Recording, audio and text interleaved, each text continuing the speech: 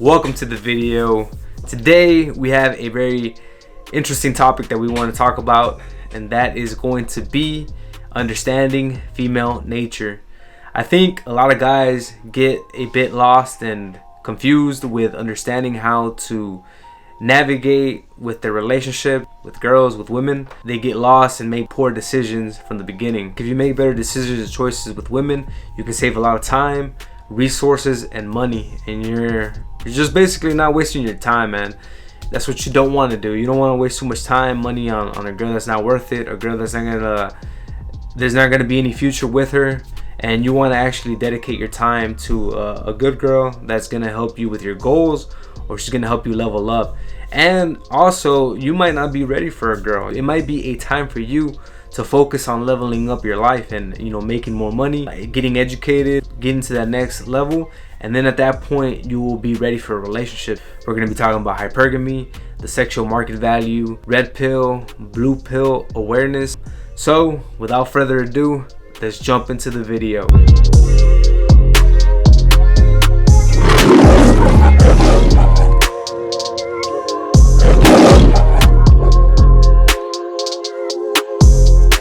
We have to start off with understanding how women think.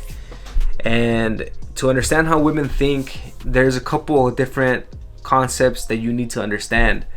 One of them is called hypergamy. Hypergamy is a term used in social science for the act or practice of a person marrying a spouse of higher caste or social status than themselves. Women have always been hypergamous in nature. If you ask a girl, what do you find attractive in a man, they might say something like, oh, he has to be a gentleman, he needs to be nice.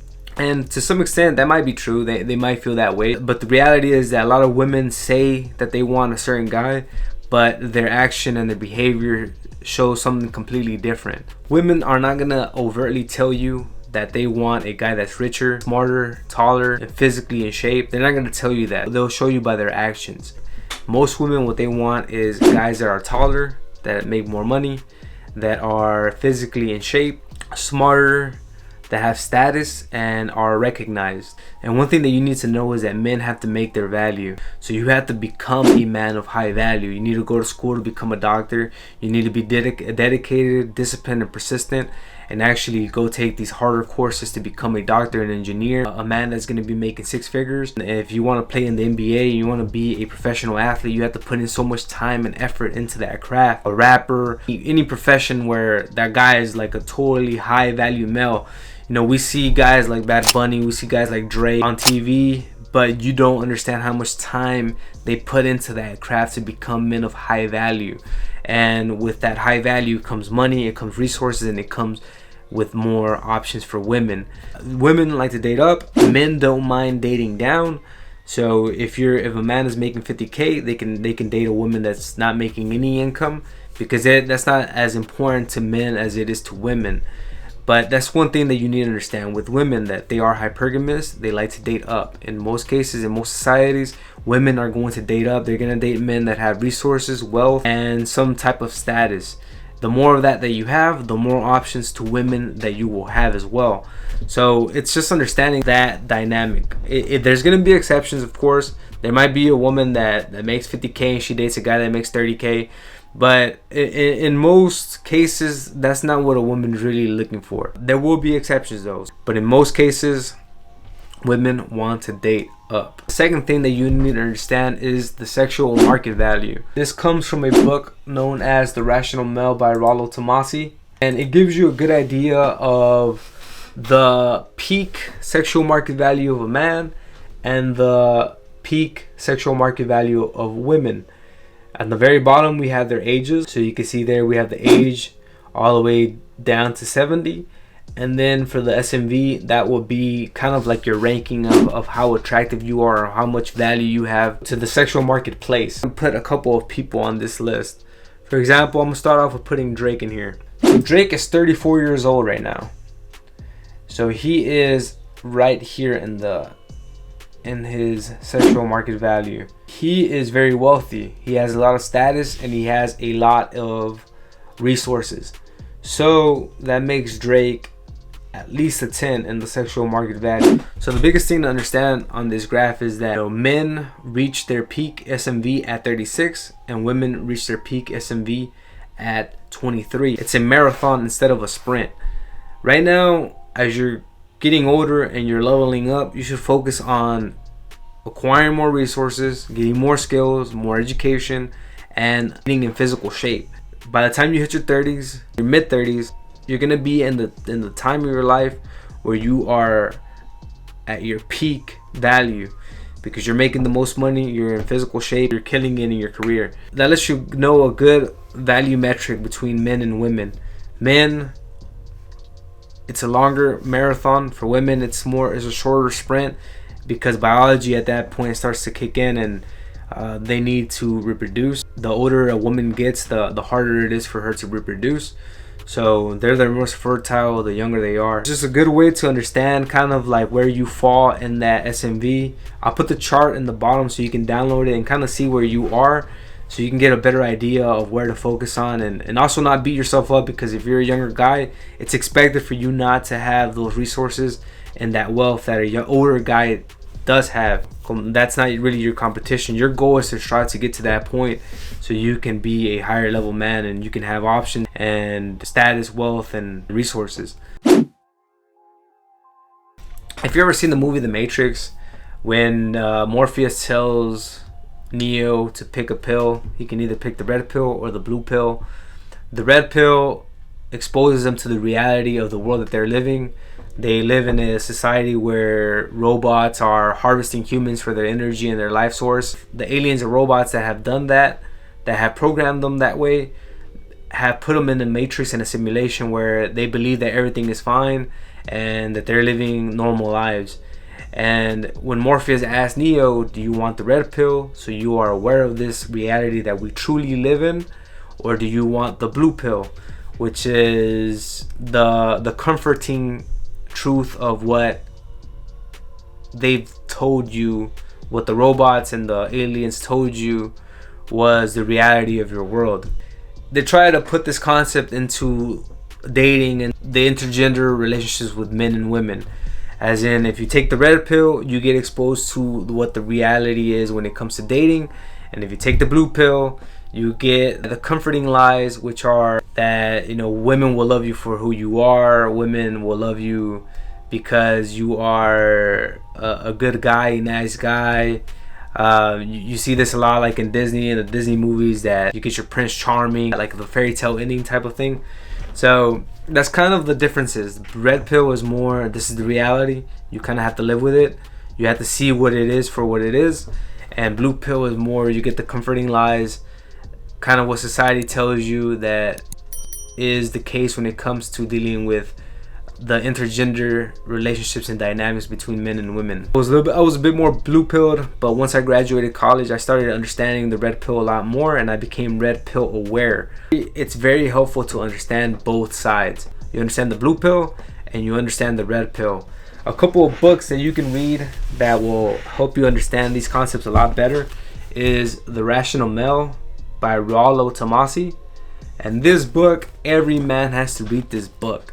The sooner you read it, the better. I wish I would have read this book when I was 18, because it would have gave me a way better understanding of relationships, understanding women, female nature.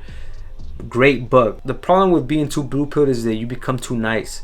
You become a pushover for girls, because you are constantly trying to please them, and they don't respect you for that. They don't take you as seriously. So a girl will only have sexual relationships with a man that she respects. And when you become too blue pilled, you risk falling into that friend zone. And when you land into that friend zone, it's very difficult to actually get the girl that you like and actually be sexual with her. So some blue pill concepts that you probably seen and you probably experienced, because I've experienced some of these myself, would be like the Captain Save, where you're constantly trying to save girls and you're trying to, like, you know, save them from a certain situation. It's kind of like that J. Cole song, like, don't save her, she don't want to be saved. She doesn't want to be saved, man. You don't want to be out here saving girls. That would be like the white knight, you know, you're trying to be a savior, Captain Sava, trying to always please girls, and he's like the protector of a girl, and he's gonna save her from this bad guy, this other guy. He's trying to save her from the Chad or from the Tyrone that's over there being an asshole to her. And they think that by doing this, by being like a good friend and supporter for her, that she's going to turn around and be like, oh man, this guy's very helpful, he's always there for me, I might consider just like being with him and potentially dating him. That's just not how it works, guys. Like, girls aren't attracted to guys that are constant pushovers or that are always trying to please them.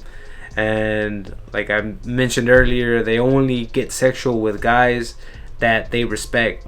So you want to be a man that's confident, assertive, and that they respect, and you're gonna have a lot better chances at that point, because she respects you and she is attracted to you. Red pill, on the other hand, is more like that awareness of the whole intergender relationships. I think it's an issue if you're too red pilled, because then at that point you become very bitter about women and just like the relationships that you can establish with a woman. You think that girls are just trying to get you, they're trying to take your resources. But guys, like, you have to do your own due diligence, do your own research, read about books like this. I already talked to you about The Rational Male. That's a great book. Every guy should read this book at least once. Then another book, especially if you're going through love addiction, if you're going through a breakup, if you're trying to understand more of that relationship mentality, kind of see how your parents play a role in the way that you date and talk to women. A great book to read as well is called The Truth by Neil Strauss. You can read this book. It's called No More Mr. Nice Guy, and this talks about, you know, getting what you want for in love, sex, and in life. It's a great book. Kind of gives you an idea of how we've been programmed through society, through history. It also gives you a nice blueprint on how you can become more assertive and more confident with women and actually get what you want. And the last book I'll mention is The Way of the Superior Man by David Deida. It's a great book. It talks about, you know, your relationships with women, and it's a great book to actually have a better, healthier relationship with your couple. So if you're actually in a relationship, it's a great book to maximize that relationship and make it as fulfilling as possible. This was just a breakdown of female nature. I think you have to understand what hypergamy is. You have to understand what sexual market value is. You have to understand what the red pill and blue pill are, and you're going to be making better decisions with girls and with women going forward. Because what you don't want to do is you don't want to waste your time, your resources, your money on women that are not worth it, and women that are not going to be the best option for you. You know, in some situations it might not be better to be in a relationship. It might be better to just be single and focus on leveling up, and then eventually you can get into a relationship. But I would say in your early 20s, you don't really need to be in a relationship unless you really want to. I think it's better to get into a relationship past your mid 20s to get into a relationship, or in your early 30s. I think at that point you're ready for a relationship. You kind of establish yourself and you're prepared for it.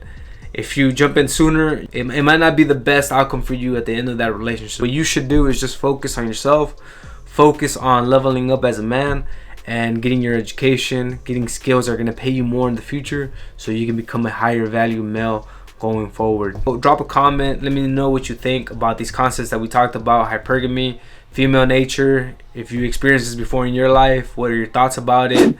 If it resonates, if it doesn't, drop it down in the comments. I'm interested to see what you think. If you found this video helpful, give it a thumbs up. Also share it with your boys. If you're new to the channel, I invite you to subscribe, because we're going to be talking about this a lot more in depth in future videos. So smash that subscribe button. Stay strong, stay confident, and keep on conquering.